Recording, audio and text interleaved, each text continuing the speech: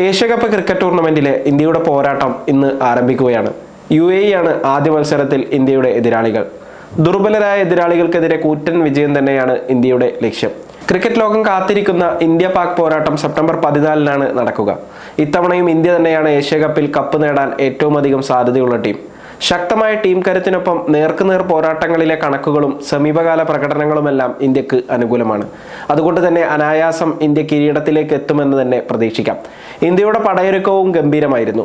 പരിശീലന സെഷനിൽ ഇന്ത്യൻ താരങ്ങളെല്ലാം മികച്ച രീതിയിലാണ് പങ്കെടുത്തത്. ഇപ്പോഴിതാ പരിശീലനത്തിനിടയിൽ ഇന്ത്യൻ താരങ്ങൾക്ക് വേണ്ടി നടത്തിയ മത്സരത്തിന്റെ വീഡിയോ വൈറലായിരിക്കുകയാണ്. BCCI തങ്ങളുടെ ഔദ്യോഗിക വെബ്സൈറ്റിലൂടെ പങ്കുവച്ച വീഡിയോയാണ് വൈറലായി മാറിയിരിക്കുന്നത്. ഇന്ത്യൻ താരങ്ങളുടെ ഫീൽഡിംഗ് മികവ് പരിശോധിക്കാൻ പരിശീലകർ നടത്തിയ മത്സരത്തിൽ പ്രധാനപ്പെട്ട പല താരങ്ങളും പരാജയപ്പെട്ടു എന്നതാണ് രസകരമായ കാര്യം. സ്റ്റെമ്പിൽ ഡയറക്റ്റ് ത്രോയിലൂടെ പന്ത് കൊള്ളിക്കുക എന്നതായിരുന്നു താരങ്ങൾക്ക് പരിശീലകർ നൽകിയ ടാസ്ക്. ഇന്ത്യൻ ക്യാപ്റ്റൻ സൂര്യകുമാർ യാദവിന് ഡയറക്റ്റ് ത്രോയിലൂടെ പന്ത് സ്റ്റെമ്പിൽ കൊള്ളിക്കാനായില്ല. വിക്കറ്റ് കീപ്പറും ഓപ്പണറുമായ സഞ്ജു സാംസണും നേരിട്ടുള്ള ത്രോയിലൂടെ പന്ത് സ്റ്റെമ്പിൽ കൊള്ളിച്ചില്ല. ഇടവേളയ്ക്ക് ശേഷം ഇന്ത്യയുടെ T20 ടീമിലേക്ക് തിരിച്ചെത്തിയ വൈസ് ക്യാപ്റ്റൻ ശുഭ്മാൻ ഗില്ലിനും ഈ ടാസ്കിൽ വിജയം നേടാൻ സാധിക്കാതെ പോയി. അതേസമയം ഇന്ത്യയുടെ സ്റ്റാർ ഓൾറൗണ്ടറായ ഹാർദിക് പാണ്ഡ്യ നേരിട്ടുള്ള ത്രോയിലൂടെ പന്ത് സ്റ്റെമ്പിൽ കൊള്ളിച്ചു. ഫിനിഷർ റിങ്കു സിംഗും വിക്കറ്റ് കീപ്പർ ജിതേഷ് ശർമ്മയും സ്പിന്നർ വരുൺ ചക്രവർത്തിയുമെല്ലാം നേരിട്ടുള്ള ത്രോയിലൂടെ പന്ത് സ്റ്റെമ്പിൽ കൊള്ളിച്ചു. അക്സർ പട്ടേലും ഈ ടാസ്കിൽ വിജയിച്ചു.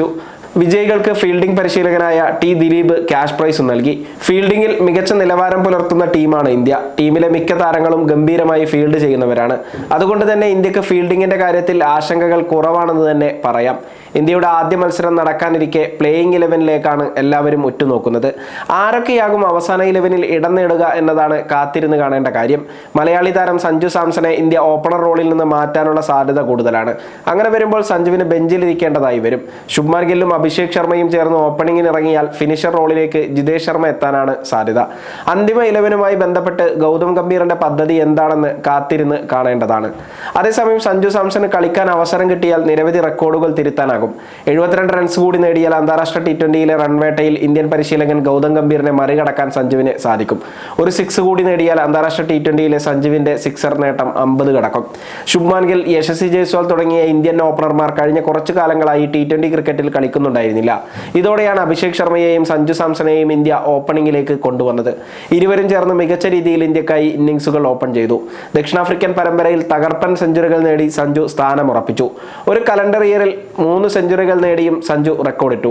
ഏഷ്യാകപ്പിലും സഞ്ജു തന്നെ ഇന്ത്യയുടെ ഓപ്പണറായി കളിക്കുമെന്നാണ് എല്ലാവരും കരുതിയത്. എന്നാൽ ഇന്ത്യയുടെ വൈസ് ക്യാപ്റ്റനായി ശുഭ്മാൻ ഗിൽ ടീമിലെത്തിയതോടെയാണ് കാര്യങ്ങൾ മാറിമറിഞ്ഞത്. കേരള ക്രിക്കറ്റ് ലീഗിൽ തകർപ്പൻ പ്രകടനം നടത്തിയതിനു ശേഷമാണ് സഞ്ജു ഏഷ്യാകപ്പിൽ എത്തിയിരിക്കുന്നത്.